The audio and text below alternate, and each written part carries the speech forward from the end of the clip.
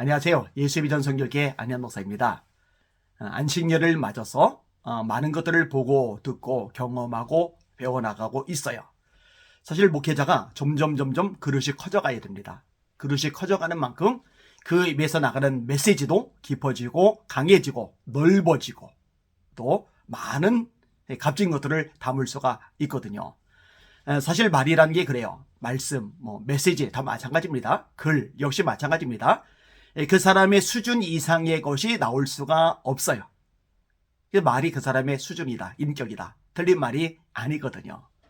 이런 의미에서 목회자가 성장해 나가는 것, 배우고 듣고 경험하고 넓어져 가는 것, 이것은 교회적으로도 유익한 것이고 성도들에게도 굉장히 큰 유익이 되는 겁니다. 그래서 지혜롭고 복이 있는 당회원들, 또 성도님들이라면은 이 담임 목회자가 많이 보고 듣고 경험하고 배울 수 있도록 길을 열어주는 거예요. 그게 결국은 교회에 유익하다는 것. 그게 결국은 또 성도들에게도 도움이 된다는 것. 이것을 알기 때문에 그렇게 되는 겁니다. 그러면서 이 안식년 기간은 저에게 큰 도움이 되고 있고 또 우리 교회적으로도 또 성도들에게도 큰 유익이 되리라는 거 믿어 의심하지 않습니다. 독일에서 주로 많이 있었어요. 이 독일에 특별히 마틴 루터가 사역했던 곳들을 곳곳마다 다녔어요. 마틴 루터의 생가도 들렸었어요. 참 감회가 새롭더라고요. 또 이 마르틴 루터가 세례를 받았던 교회도 들렸었어요. 이 마르틴 루터가 살해당할 위기에 놓였을 때 프리드리 3세가 성에 보호를 해줬잖아요. 그 성에도 가 보았습니다. 이 마르틴 루터가 마지막 설교를 했던 장소도 갔고요. 또 임종했던 장소에도 가봤었어요. 그리고 마르틴 루터의 친구가 벼락을 맞았다고 하는 그렇게 알려진 그곳에도 방문을 했었습니다. 그 다음에 마틴 루터가 1517년에 비텐베르크 문에다가 95개조 반박문을 올렸잖아요. 이게 위대한 종교개혁의 시작점이나 마찬가지로 여겨지고 있잖아요. 거기도 가봤어요. 감동이 밀려들더라고요. 진짜 감사하고 은혜로운 시간이 될 수 있었습니다. 제가 그때요, 진리를 위해서 목숨을 걸고 황제와도 싸우고 로마 교황과도 싸웠던 이 마틴 루터의 그 과정, 이 삶의 흔적들을 추적해 가면서요, 얼마나 자극과 도전을 받았는지 모릅니다.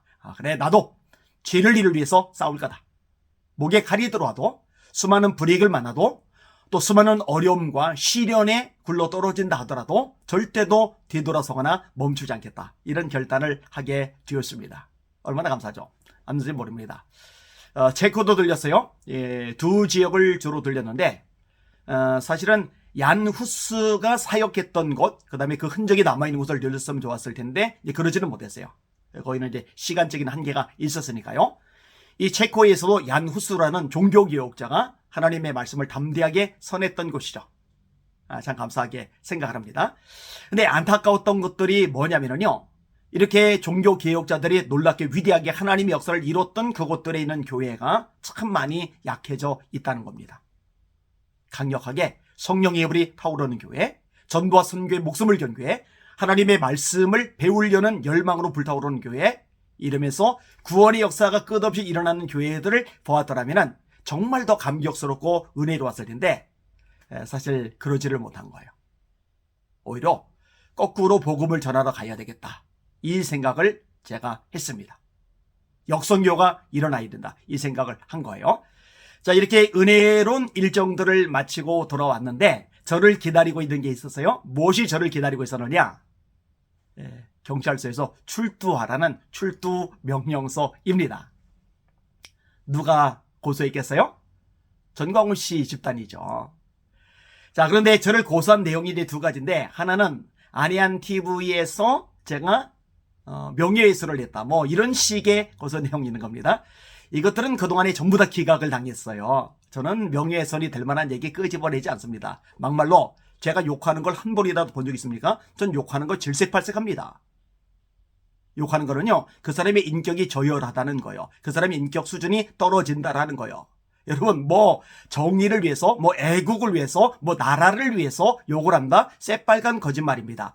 예수님이 뭐라고 말씀하십니까? 사람은 마음에 쌓은 선에서 선을 내고 마음에 쌓은 악에서 악을 내나니 이는 마음에 가득한 것을 입으로 말함이니라.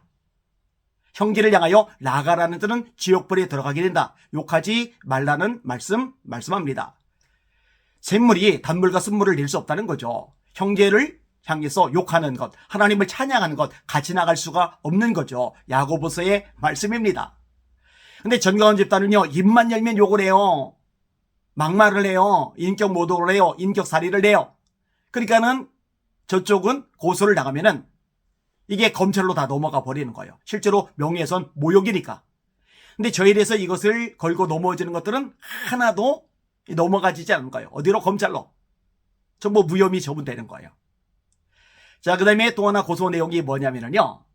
광화문 집회 때 차량에 스피커를 달고서 제가 집회를 방해했다는 겁니다. 제가 도착하고 나서 하여튼 경찰에게 연락을 했어요.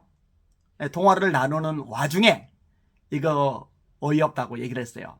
뭐 경찰도 당연히 공감을 할 수밖에 없겠죠. 그런데 고소가 들어오면은 어차피 절차는 진행을 해야 된다고 그래요. 자, 아무튼 저는요, 사람을 사주하는 거 안 합니다. 하면 제가 하죠. 심지어 우리 성도들 보고도요, 나서지 않게 합니다. 여러분 나서지 마세요. 댓글 달지 마세요. 욕하지 마세요. 비판하지 마세요. 공격하지 마세요. 여러분들의 영혼이 망가집니다.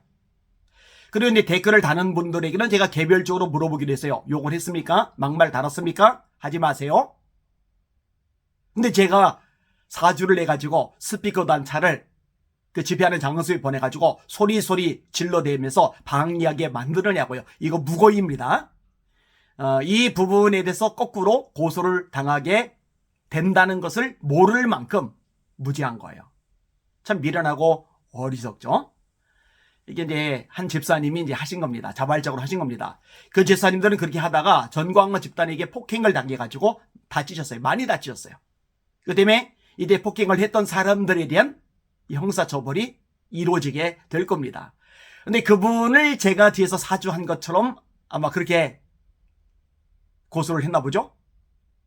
저는 현장에 가지도 않았고 시키지도 않았고 그런 거 시킬 만큼 마음이 굳어진 사람도 아니거든요.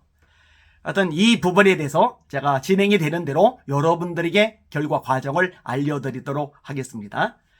하여튼 여러분요, 목적이 수단을 정당화하지 못합니다. 그 얘기는 공산주의자들이 하는 얘기입니다. 절대로 목적이 수단을 정당화하지 못해요. 경계하는 자가 법대로 경계하지 않으면 승리자의 관을 얻지 못할 것이요. 성경의 말씀입니다. 하나님의 사람들은 목적도 선해야 하지만 수단도 선해야 돼요. 과정도 선해야 돼요. 하나님의 말씀에서 어긋나는 모든 것들은 죄악입니다.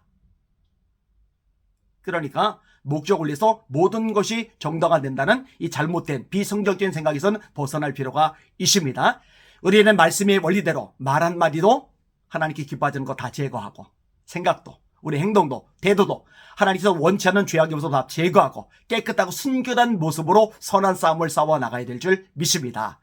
여러분 이렇게 계속 싸워 나갈 수 있도록 기도 많이 해주시길 바랍니다. 날마다 주님의 이름으로 전진하며 승리합시다. 할렐루야.